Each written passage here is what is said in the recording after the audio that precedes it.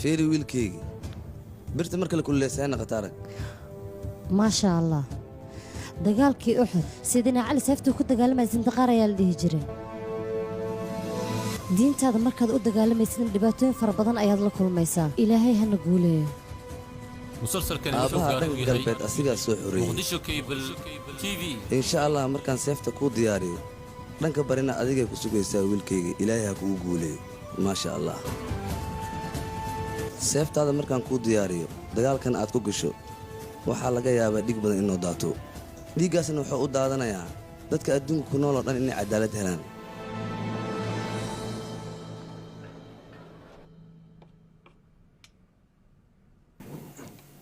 gabadheedii aawa katiinadii aan ku siiyey niya maad ii sheegteed katiinadda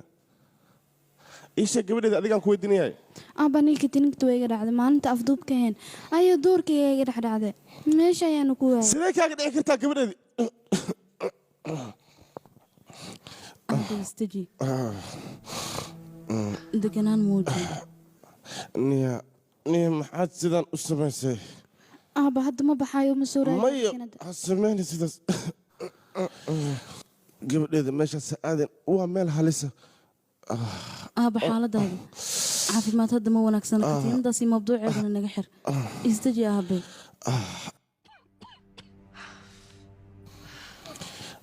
abba qandha saa'id ayaa ku hayso tartiib soo istaag xagga ayaan ku fadhiisanaya gabadheedii daawooyinkeyga isibal waaya aabo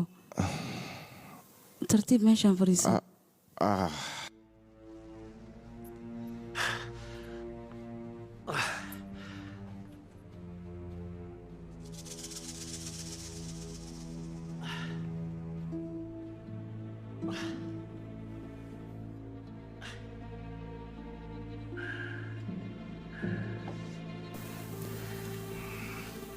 afka kala fur aabaho cab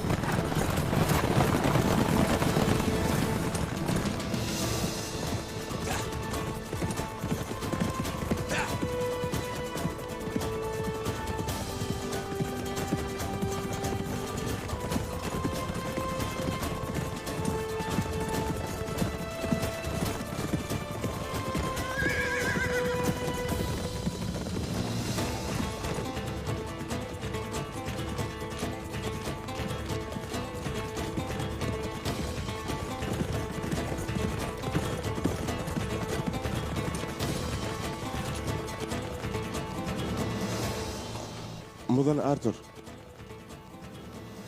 maryaan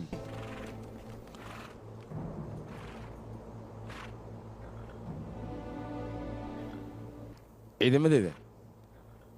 laga bilaabo maanta ninkan annaga ayuu naga mid yahay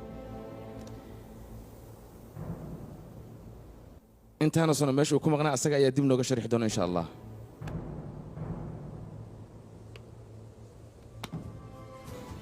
maryaan hadda annaga waxaan u baahannahay nimankaas inaan dabagal ku samayno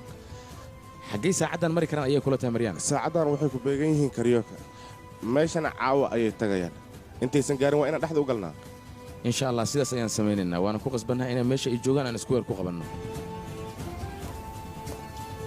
isdiyaariya waan dhaqaaqaynaaye taxadirkiinnu waa inuu badnaadaa sababtoo cadow ayaan daba soconnaa soo socda soo socda